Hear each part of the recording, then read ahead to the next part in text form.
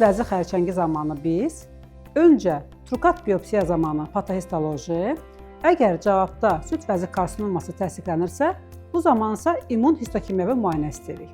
Pasientlər bizdən soruşur: "Ay doktor, diaqnozu qoydunuz da, indi nə istəyirsiniz? İmmun histokimyəvi müayinə nəyə lazımdır?" İmmun histokimyəvi müayinə birbaşa müalicə taktikasının seçilməsi üçün vacibdir. Belə ki, biz bu müayinə vasitəsilə estrogen, progesteron, Ki67 və hər iki neoreseptorlarına olan həssaslığı yoxlayırıq və burada müxtəlif modifikasiyalar baş verə bilər. Əgər estrogen və progesteron müsbət, Ki67 mənfi və hər iki neoreseptorlarda mənfidirsə, o zaman bu luminal A süd vəzi xərçəngidir. Əgər estrogen mənfi, progesteron mənfi, hər iki neo mənfi, Ki67 isə müxtəlif dərəcədədirsə, bu üçlü negativ süd vəzi xərçəngidir.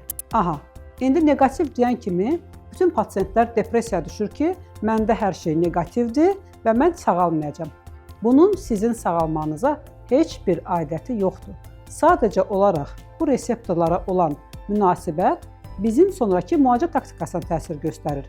Belə ki, üçlü negativ süd vəzi xərçəngində əsasən əksər hallarda biz kimyoterapiyadan başlayırıqsa müalicəyə, luminal A şişlərdə biz əsasən cərrahi əməliyyatını ön plana alırıq. Əgər digər göstəricilər də təbii ki, bizə imkan verirsə. Odur ki, əziz pasientlərimiz, bu cavablar sizi qorxutmasın və narahat etməsin.